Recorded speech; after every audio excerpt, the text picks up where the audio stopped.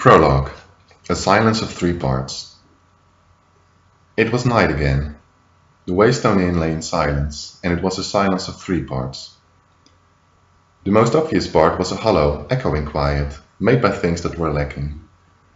If there had been a wind, it would have sighed through the trees, set the inn sign creaking on its hooks, and brushed the silence down the road like trailing autumn leaves.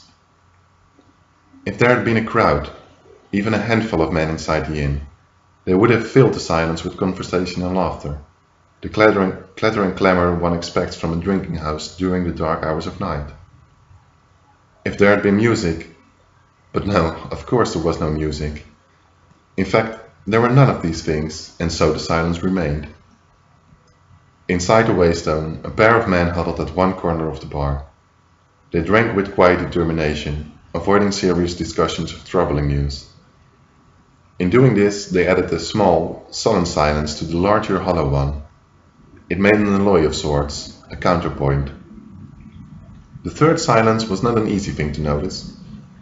If you listened for an hour, you might begin to feel it in the wooden floor underfoot, and in the rough, splintering barrels behind the bar.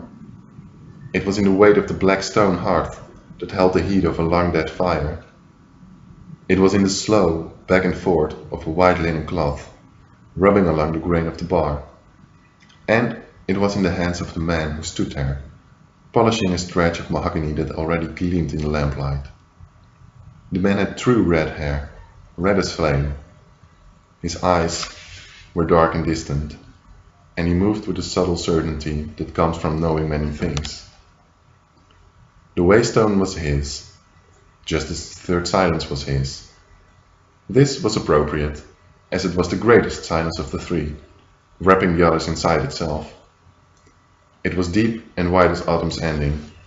It was heavy as a great river smooth stone. It was the patient, cut flower sound of a man